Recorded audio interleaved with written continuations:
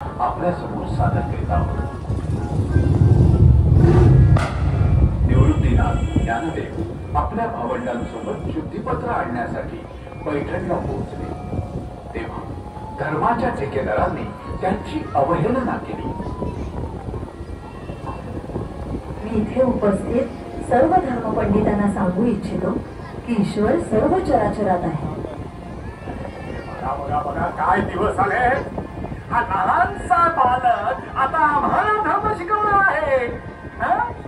अरे काय बोलत होतास बरे, काय बोलत होतास? अरे ऐका ऐका, नीट लक्ष देऊन ऐका. बोल बोल बोल. महाराज, मला फक्त एवढंच सांगायचं आहे की ईश्वराच्या दरबारात सर्व प्राणी मात्र एक समानच आहे. आपण तर त्या पतित पावन परमेश्वराची उत्पत्ती आहोत. तू काय स्वतःला महान समजतस? पण पशु आणि मानव एक समान आहेत. अरे राहू दे राहू दे. हा वेळा येतोय. याच्या मुखातून जर तू वेद वधवून दाखवले तर आम्ही मानू. सगळे प्राणी मात्र एक समान असतील तर हा वेडा ब्राह्मणांसारखे वेद मंत्र बोलू शकेल का? अरे बोल ना. महाराज, साक्षात परब्रह्म भगवान श्रीकृष्ण म्हणतात की सर्व जीव एक समान आहेत, परंतु आपल्या कर्मानुसार आपल्याला विविध योनीत जन्म मिळतो. असं का? असं मग आता होऊनच जाऊ दे. हा सूर्य आणि हा जयद्रथ.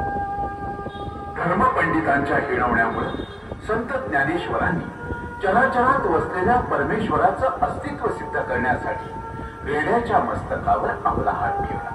बोल माझ्या प्रिय मित्रा, बोल.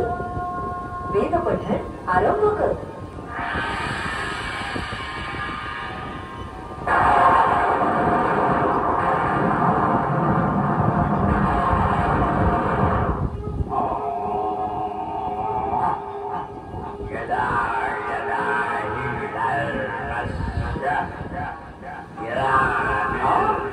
हे शक्य नाही, हे शक्यच नाही. अहो आश्चर्यम, अहो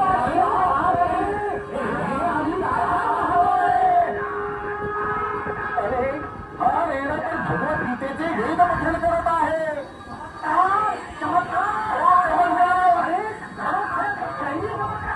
दैवी चमत्कार खावा गेला.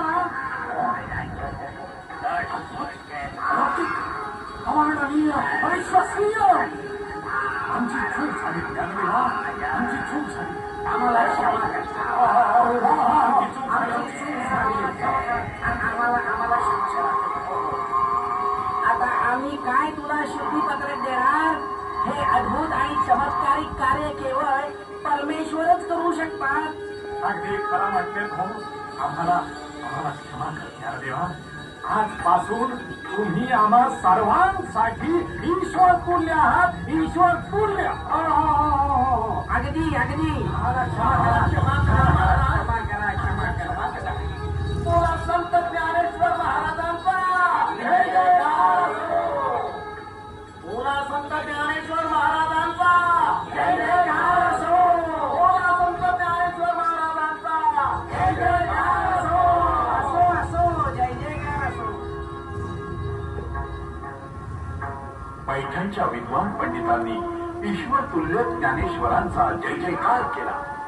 त्यांच्या कीर्तीचा परिमल चोहो दिशांना दरवळू लागला. जननी, माझं कार्य संपलेलं आहे. मला समाधीची ओढ लागलेली आहे. यापुढे माझी ज्ञानेश्वरीच तुमचं मार्गदर्शन करेल.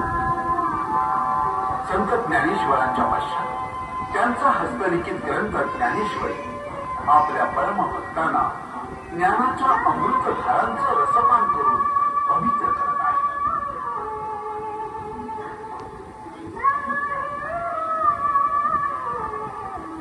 व्यासकथित महाभारताचे लेखक बुद्धिदात्या श्री गणेशाच्या चरणी विनम्र भावे वंदन करत प्रार्थना करूया. तू सुख करता, तू दुःख करता, तुम्हीच आमुचे विघ्न करता. सद्बुद्धीचे दान द्या आता. ज्ञान सूर्याच्या सोनेरी किरणांनी तेजस्वी हो भारत माता.